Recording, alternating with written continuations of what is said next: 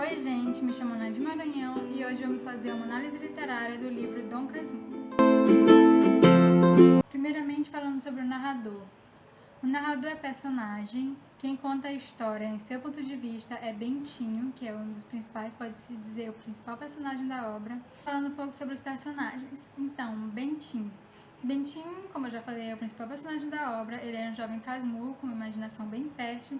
E ele mesmo cita isso no capítulo 40, quando ele fala que a imaginação foi sua companheira em toda a vida. Capitu é o par romântico de Bentinho. Ela é uma jovem muito bela que, como citado, tem olhos de ressaca, ou como falado por José Dias, tem olhos de cigana. Logo depois temos Dona Glória, que é a mãe de Bentinho e uma senhora viúva. Também temos José Dias, ele é um agregado da família e muito amigo de Bentinho, que vai ter um papel bem importante durante a obra, dando conselhos e acompanhando ele em várias aventuras. Escobar é um amigo que Bentinho vai fazer durante a obra e essa amizade vai durar até o fim, porém com algumas complicações, pois ele vai acabar achando que Escobar é o suposto amante de Capitu. Sancha é a futura esposa de Escobar e muito amiga de Capitu. Ezequiel é o filho de Capitu, que Capitu e Bentinho terão. E também tiveram outras aparições de outros personagens durante a obra, que para quem lê o livro acaba se lembrando deles, como o tio Cosme, que é o tio de Bentinho, e a prima Justina, que é uma amiga da mãe de Bentinho, a Glória, e ela é muito conhecida por falar mal das pessoas. Falando agora sobre o espaço. A história ela se passa majoritariamente no Rio de Janeiro, em meados do século XIX, e Bentinho ele morava numa casinha em Mata Cavalos. Depois a gente acompanha muito um trajeto entre o bairro da Glória e Flamengo, que é onde Bentinho e Escobar vão morar futuramente, e essas duas famílias vão ser muito unidas, então a gente vê muito esse trajeto entre esses dois bairros. Também tem Engenho Novo, que é o último lugar que aparece na obra, que é a casa onde Bentinho vai morar, já solitário, onde ele vai reproduzir a casa da mãe dele. Falando agora sobre o espaço social. Bentinho e sua família, na sua infância e adolescência, eles não eram pobres, eles nunca deram nenhum sinal de pobreza ou de miséria, por mínima que seja, e quando Bentinho cresce, dá de ver mais ainda que ele enriqueceu mesmo, sabe? Ele fez direito, então ele acabou tendo uma boa condição financeira, e a gente pode ver isso quando ele fala sobre alugar, quando ele e sua família falam sobre aluguel de escravos, ou sobre viagens, passeios, enfim. Capitu, por outro lado, ela e sua família eram um pouco mais humildes que a família de Bentinho, até metade da obra, pelo menos. Só que como depois ela acaba casando com Bentinho, eles acabam construindo uma vida juntos, então os dois ficam ricos juntos. Escobar e Sancho também, eles nunca demonstraram nenhum sinal de pobreza depois que eles se casaram, que foi dado mais alguns detalhes sobre onde eles moravam. Provavelmente era no bairro mais nobre, porque eles falavam que ficavam perto do mar ou de frente para o mar. Enfim, então eles também tinham uma boa condição financeira. Agora sobre o tempo. A história ela se passa durante o segundo reinado de Dom Pedro II, e isso pode ser confirmado quando Bentinho, durante uma de suas imaginações, que o imperador ele passaria em sua casa e pediria para sua mãe não deixar ele ir para o seminário, assim não deixar ele se tornar padre. É o imperador. Toda a gente chegava às janelas para vê-lo passar, mas não passava. O coche parava à nossa porta, o imperador apeava-se e entrava. Grande alvoroço na vizinhança. O imperador entrou na casa de Dona Glória. Que será? Que não será? E também tem um trecho em que Capitu fala sobre golpes de maioridade, que é o que leva à ascensão de Pedro II. Agora sobre o tempo psicológico. Boa parte do livro se passa através de lembranças de Bentinho, tanto é que pode ter partes que pareçam um pouco incertas, porque ele não lembraria nitidamente, mas só para confirmar a presença de tempo psicológico, diz o capítulo 8, mas é tempo de tornar aquela tarde de novembro, uma tarde clara e fresca, sossegada como a nossa casa e o trecho da rua em que morávamos. Verdadeiramente foi o princípio da minha vida. Tudo o que sucedera antes foi como pintar e vestir as pessoas que tinham de entrar em cena. O acender das luzes, o preparo das rabecas, a sinfonia. Agora que eu ia começar a minha ópera. Agora, para finalizar toda essa parte, eu vou falar sobre o enredo, certo?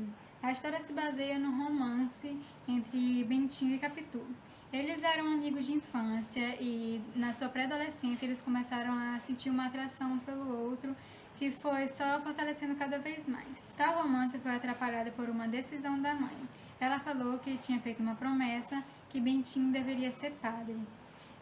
Assim, ele teria que ir para um seminário que, digamos que era uma espécie de preparatório para se tornar padre, e ele teria menos tempo para ver Capitu e para viver a vida que ele realmente queria. Claro que Bentinho sempre foi contra essa ideia.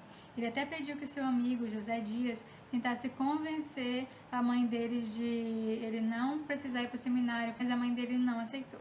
Durante esses capítulos que Bentinho estava tentando convencer a sua mãe de não ir para o seminário, teve um acontecimento crucial para o relacionamento dele com Capitu, que foi o primeiro beijo deles. Bentinho ele foi na casa de Capitu e começou a fazer umas tranças no cabelo dela, até que ele foi surpreendido com um beijo.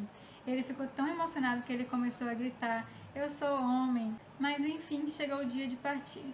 O livro ele conta com alguns detalhes sobre como foi o tempo que ele passou lá no seminário, sobre versos que ele escrevia, sobre nomes que ele conhecia.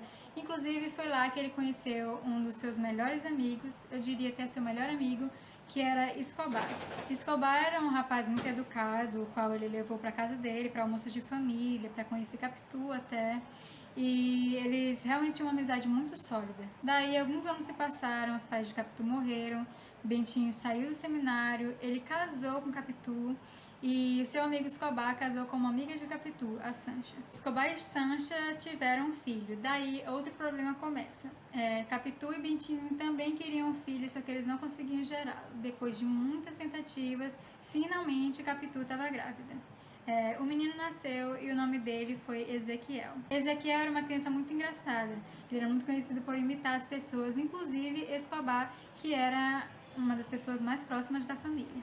Daí pra frente tem vários capítulos que falam sobre como foi a vida deles de casado, sobre as reuniões de família entre Sancha, Escobar, a filha, Capitu, Bentinho e o filho deles, sobre os almoços em família que eles faziam. Eles tinham uma amizade muito próxima, então eles viviam indo para casa um do outro, para passeios, enfim. Uma tragédia acontece. Escobar acaba morrendo, o que deixa uma tristeza muito grande para Sancha, sua esposa, e também para a família de Bentinho, já que eles eram muito amigos. Passando esse luto, Bentinho tinha que voltar à sua vida normal. Aí que outro conflito surge. Bentinho ele começou a perceber que talvez o jeito do seu filho Ezequiel não fosse só por conta das imitações que ele fazia com Escobar. Talvez o jeito dele, a aparência dele fosse realmente de Escobar. O jeito que ele falava, que ele comia, que ele sorria, tudo parecia com Escobar. E cada vez que o menino ia crescendo, ele ia percebendo mais essas semelhanças. Foi aí que ele chegou à conclusão de que o filho era de Escobar com Capitu. Isso deixou ele muito abalado, inclusive ele tentou tirar a própria vida tomando um café que estava cheio de drogas. Ele teve a chance de dar o café para o filho dele e ele tentou matar o próprio filho até que ele se tocou do que ele estava fazendo e parou. Nesse capítulo ele começou um diálogo com Capitu e falou que o filho não era dele, era de Escobar. Capitu ficou abalada com aquela situação, ela falou que não era verdade e que como que ele conseguia sentir ciúmes até de uma pessoa que já estava morta. Enfim, foi um conflito muito grave que eles tiveram e isso resultou na separação deles. Capitu e seu filho foram para a Suíça e Bentinho continuou no Brasil. Eles não se visitavam, não se falavam, até que anos depois Ezequiel volta para o Brasil à procura do pai e com a notícia de que Capitu havia falecido. A relação de Bentinho e o filho continuou muito estranha, muito distante, e Ezequiel ele teve que fazer uma viagem com seus colegas e lá ele acabou adquirindo febre tifoide e ele também faleceu. Assim, Bentinho acaba solitário e todas as pessoas à sua volta, seus amigos, sua esposa, seu filho, todos faleceram. Deixa meio em aberto sobre a questão da traição, se Capitu traiu ou não Bentinho, até porque é o ponto de vista dele, então não dá de saber, realmente para cada leitor tirar suas próprias conclusões. Bom, eu me chamo Pedro e eu vou falar sobre o critério de análise número 2, a finalidade comunicativa. Para começar, irei falar sobre qual motivo Machado de Assis escreveu Dom Casmurro. Ele escreveu essa obra não pelo único e exclusivo motivo, mas por um conjunto de motivos e algum deles principais. Primeiro, ele queria mostrar que não era realmente necessário mostrar sentimento de forma exagerada, como José de Alencar e Álvares de Azevedo, para passar uma mensagem. Ele também desejava escapar da monotonia e ao mesmo tempo lembrar do passado, pois ele dizia que ao construir toda uma vida ele relembrava da sua própria. E por fim, ele queria enriquecer a cultura nacional, e já que ele valorizava muito a cultura e a educação nacional. O público-alvo de Machado de Assis sempre envolveu a burguesia da época. Com Dom Casmurro tentava excitar a burguesia e lesse em suas obras, mas com a mudança brusca na arquitetura do enredo, não foi tão recebido na época. Agora eu vou falar sobre o critério 9, principais problemas sociais presentes na obra. Dom Casmurro aborda muitos temas relevantes socialmente, como a marginalização da mulher e das pessoas menos elevadas socialmente, como Capitu, que se casa com Bentinho e os problemas começam a aparecer, dando a ideia de que Capitu, mulher pobre, ao se envolver com um homem rico, perturbaria assim o equilíbrio das coisas. Ele também apresenta temas como adultério, que chega a ser um dos principais problemas na obra, falsidade, tanto como da mulher quanto do homem, a impotência do homem diante de instâncias poderosas e a fragilidade. Alguns temas são citados com relevância, como a escravidão, que é citado que eles possuíam alguns escravos lá, em alguma citação, e o celibato clerical, que é mostrado como a mãe de Bentinho, que queria dar Bentinho ao seminário como forma de pagar a promessa. E é isso. Agora vamos falar sobre a abordagem temática do livro Dom Casmurro. Bom, uma das primeiras coisas que nos é apresentada é a questão da amizade de infância de Capitu e Bentinho, que logo se transforma em um amor adolescente vivido pelos dois. Esse amor foi capaz até mesmo de superar obstáculos, como a promessa que a mãe dele, de Bentinho, tinha feito quando antes mesmo dele nascer, com a questão da grande influência que a igreja, a religião tinha, e também a influência da família na vida das pessoas, ele teria que se tornar padre. Mas Capitu e ele conseguem contornar a situação e eles conseguem viver esse amor entre os dois. No capítulo 32 é dito por Bentinho: retórica dos namorados. Dá-me uma comparação exata e poética para dizer o que foram aqueles olhos de Capitu.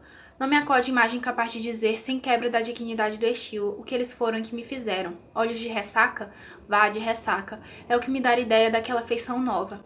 E no capítulo 34. O beijo de Capitu fechava-me os lábios. Uma exclamação, simples artigo, por mais que investissem com força, não logravam romper de dentro. Então mostra como ele estava apaixonado por Capitu, pela beleza dela, pelos olhos de ressaca dela. E eles conseguiram viver esse amor durante muitos anos e até mesmo conseguiram casar. Nesse período eles tiveram algumas divergências, intrigas, mas eles conseguiam ter o perdão e a reconciliação. No capítulo 46 ele diz: fosse o que fosse, o meu braço continuou a apertar a cintura da filha, e assim que nos pacificamos. O bonito é que cada um de nós queria agora as culpas para si, e pedíamos reciprocamente perdão. Eu, que era muito chorão por esse tempo, sentia os olhos molhados. Era amor puro, era efeito dos padecimentos da amiguinha, era a ternura da reconciliação. Também é muito mostrado no livro a amizade entre Escobar e Bentinho, que eles se conheceram no seminário. E no capítulo 71, Bentinho fala: Escobar aceitou e jantou. Notei que os movimentos rápidos que tinha na aula também os dominava agora, na sala como na mesa. A hora que passou comigo foi de franca amizade. E no capítulo 108. Escobar acompanhava muitas vezes as minhas criancices. A amizade existe. Esteve toda nas mãos com que apertei a de Escobar. Ao ouvir-lhe isto, e na total ausência de palavras com que ali assinei o pacto, estas vieram depois, de atropelo, afinadas pelo coração que batia com grande força. Eles eram muito amigos, né? Tanto Bentinho e Escobar, quanto suas esposas, Capitu, esposa de Bentinho, e Sancha, esposa de Escobar. Elas também eram grandes amigas. Um dos principais temas do livro é a questão dos ciúmes de Bentinho. Um ciúme até, muitas vezes, um pouco paranoico. Por exemplo, no capítulo 45 ele diz: Corri ao meu quarto e entrei atrás de mim. Eu falava-me, eu perseguia-me, eu atirava minha cama e rolava comigo e chorava. E abafava os soluços com a ponta do lençol. Jurei não ir ver Capitu aquela tarde nem nunca mais e fazer-me padre de uma vez. Chamava-lhe perversa. 2 vezes dei por mim mordendo os dentes, como se a tivesse entre eles. A vontade que me dava era cravar-lhe as unhas no pescoço, enterrá-las bem, até ver-lhe sair a vida com o sangue. E no capítulo 113. Cheguei a ter ciúmes de tudo e de todos. Um vizinho, um par de valsa, qualquer homem moço ou maduro me enchia de terror ou desconfiança.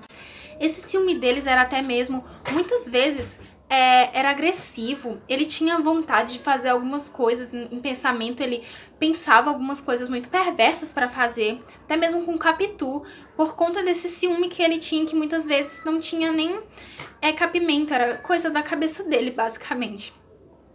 E também vemos muito a questão do egoísmo dele, como no capítulo 84, que ele diz: não culpa o homem. Para ele, a coisa mais importante do momento era o filho. Mas também não me culpem a mim. Para mim, a coisa mais importante era Capitu.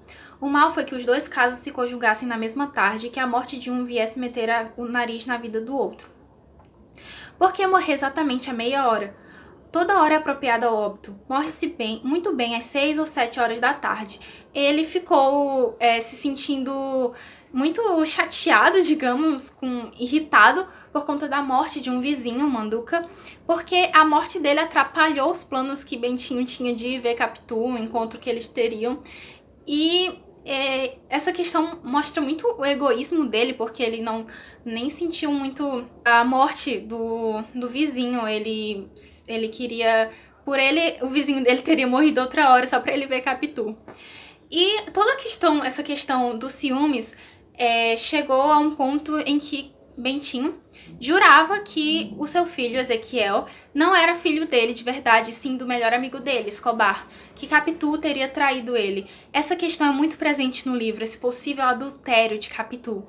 Como no capítulo 138, quando Bentinho fala, depois de falar para Ezequiel que ele não era o pai dele, e Capitu também ouve, e diz: não, Bentinho, ou conte o resto para que eu me defenda, se você acha que tenho defesa, ou peço-lhe desde já a separação. Não posso mais.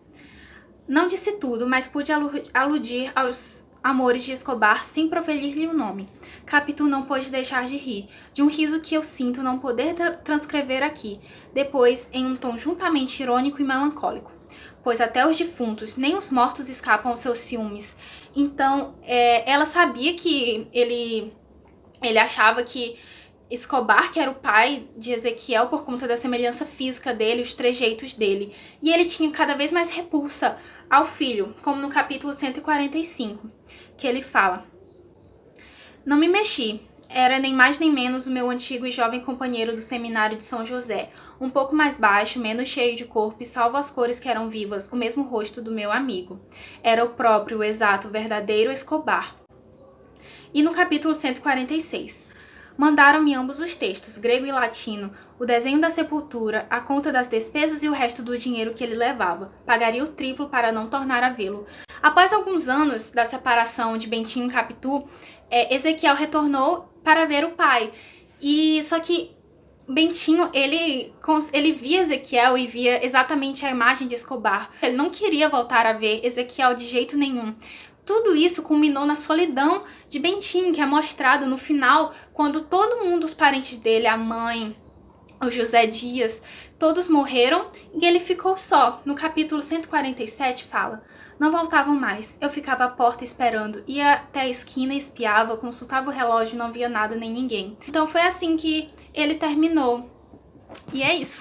Vou falar sobre o papel do homem e da mulher na obra. E eu queria começar dizendo que a mulher naquela época era vista praticamente como um objeto de uso do homem. E o livro ele traz uma personagem feminina bastante diferente da que era o estereótipo da mulher naquela época. A gente tem a personagem de Capitu, que é uma mulher dona de si mesma, que faz as próprias escolhas, confiante, determinada, astuta, inteligente. Então, ela era bem diferente. E para as mulheres daquela época, eu posso dizer que ela era um modelo de mulher do século XIX. E tanto é que Capitu é uma das personagens femininas mais importantes da literatura brasileira. E durante a obra, Bentinho, ele deixa claro de como Capitu se destacava em relação a isso. Na página 89 do livro, ele faz essa reflexão, que diz assim: Capitu era Capitu, isto é, uma criatura muito particular, mais mulher do que eu era homem. Se ainda não disse, aí fica. E na página 217 a gente também consegue perceber isso. Diz assim: todas as minhas invejas foram com ela. Como era possível que Capitu se governasse tão facilmente e eu não? Então aqui a gente percebe que Capitu realmente era uma menina diferente. E outro ponto que eu queria também chamar a atenção é do desejo que Bentinho tinha de ter um filho. Quando Capitu e ele se casaram, eles demoraram alguns anos para poder ter um filho. E ele ficava angustiado, ficava triste, porque não poderia ter um filho. Então isso mostra como era importante naquela época, para aquela sociedade, que realmente existisse uma família estruturada, ou seja, pai, mãe e filho. No qual, assim era o padrão de família naquela época. E outro ponto bastante notório entre a relação de Capitu e Bentinho é do amor obsessivo e dos ciúmes exagerados que ele tinha dela. No episódio, um momento, eles estavam conversando quando de repente aparece um homem aleatório na rua e Capitu olha, né, para ele e ele se sente muito mal, acha que Capitu não mais amava ele, de que ela tinha um caso com ele. E eu queria ler um trecho que fala de como ele se sentiu quando viu que Capitu havia olhado para aquele homem.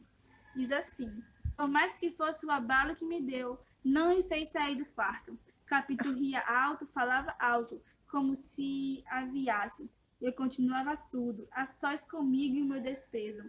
A vontade que me dava era cravar-lhe as unhas no pescoço, enterrá-las bem, até ver-lhe sair a vida com o sangue. E perceber de como era a relação deles. Eles se casaram por amor, não foi algo forçado, viveram alguns anos felizes e alegres, mas com o tempo se tornou algo obsessivo, um amor doentio. E isso também se dá em relação por conta da imaginação de Bentinho. Ele tinha uma imaginação muito fértil, o que proporcionava que ele visse Capitu como uma mulher que traía ele. Mas como a narrativa foca na visão de Bentinho, na visão de Dom Casmurro, então a gente não tem certeza de que realmente ela traiu ele. E o que diz na página 116, que diz assim: a imaginação foi a companheira de minha existência, viva, rápida e inquieta. Então a gente consegue perceber de que ele tinha uma imaginação muito fértil, então provavelmente ele pudesse associar os ciúmes dele com algo que não fosse real. É importante dizer que esses ciúmes exagerados comprova de como a mulher era vista como apenas um objeto, algo que pertencia ao marido e exclusivamente a ele. E é triste perceber de como o relacionamento deles foi de algo tão bonito e genuíno para algo tão ruim e tóxico. E muitas vezes isso acontece na atualidade. Não foi algo que ficou restrito àquela época. Às vezes o casamento começa tão bom, mas termina talvez em feminicídio. E a gente percebe que Bentinho, ele muitas vezes teve muita raiva de Capitu e chegou até o momento de realmente querer matar ela. E para finalizar, eu queria ressaltar a determinação que Capitu tinha. Quando Bentinho confrontou ela em relação à sua suposta traição, ela pediu provas para que ela pudesse se defender e dizer algo para ele. Mas ele não deu nenhuma prova, porque talvez, supostamente, isso seria algo da imaginação dele. Então ela diz a seguinte frase, que está na página 338. Não, Bentinho, ou conte o resto para que eu me defenda. Se você acha que não tenho defesa, eu peço-lhe desde já nossa separação. Não posso mais. Então ela foi muito determinada, apesar de Bentinho suspeitar da traição de Capitu, foi ela que pediu a separação. E naquele contexto, naquela época, a mulher pedir separação era algo realmente revolucionário, algo realmente bem diferente. E Capitu, desde o início, foi uma mulher determinada, decidida, e o livro mostra no final da narrativa que ela continuou sendo assim, apesar do relacionamento que se tornou com Bentinho. Agora eu quero comentar sobre as críticas que o Machado de Assis fez no livro Dom Casmurro. Primeiramente, falar de como a sociedade principalmente a sociedade burguesa daquela época, tinha preocupação, tinha todo o cuidado de estar mantendo as aparências. Por exemplo, quando um casamento não ia bem, eles não abriam abertamente para a sociedade. Eles tinham cuidado, primeiramente, de esconder as aparências, de dizer para os outros lá fora que estava tudo bem. E no livro a gente consegue perceber isso. A gente vê que quando o Bentinho ele começa a desconfiar excessivamente de Capitu, eles têm uma discussão e acabam indo para a Europa para tentar manter realmente as aparências de que o casamento estava bem, de que eles estavam bem, que eles estavam se entendendo. Mas na verdade a gente sabe que quando eles estavam lá na Europa, eles não ficaram juntos na mesma casa, eles não estavam como um casal, eles estavam separados, né? E outro ponto também que a gente vê que o Machado de Assis aborda no livro é as classes sociais dos personagens. Capitu era mais pobre que Bentinho, na verdade ele era pobre. Bentinho ele era uma família mais de condição, era rica. E essa diferença social entre eles, de poder aquisitivo, ela foi um ponto bem assim crucial quando José Dias, ele até aponta isso, a pobreza de Capitu, aponta como ela não tinha a mesma a condição financeira que ele, isso acaba também influenciando para José Dias não aprovar o relacionamento deles. Outro ponto importante que é necessário destacar era de como a mulher é tratada naquela época. Quando o Bentinho ele vê a figura, uma fotografia, na verdade, do pai dele, da mãe dele, ele começa a falar, né, como a família dele, falando algumas coisas. E na imaginação dele, a família dele era perfeita, ele não tinha, era padrão, mas o pai dele estava morto. E isso fez com que a mãe dele acabasse tomando mais conta da casa, se tornasse chefe de família. Mas por aquela sociedade daquela época não aceitarem mulheres ou não validarem os esforços dela, ela não era considerada como o chefe da família, a cabeça da família, mas sim como uma esposa viúva sem marido. Então, essas foram as críticas assim, principais que foi apontado no livro por Machado de Assis. Teve talvez outras, mas essas foram as que mais foram abordadas, que mais ele deu ênfase. E um dos motivos para se ler Dom Casmurro, para se ler essa obra, porque além de ter um reconhecimento nacional como assim muito importante na literatura brasileira, essa obra, ela também aborda vários temas que hoje podem ser atuais.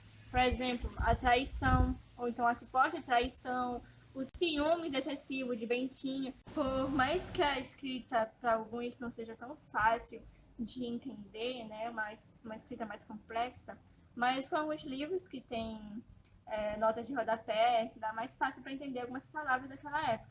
E também, esse livro ele não se resume ao famoso clássico traiu ou não traiu, mas a gente consegue aprender, né, como qualquer livro, sobre os costumes da época, de como eles viviam, como era a relação entre o homem e entre a mulher. Aí, um livro sempre é uma grande oportunidade de aprendizado, então acho que recomendo bastante o livro Dom Casmurro, de Machado de Assis.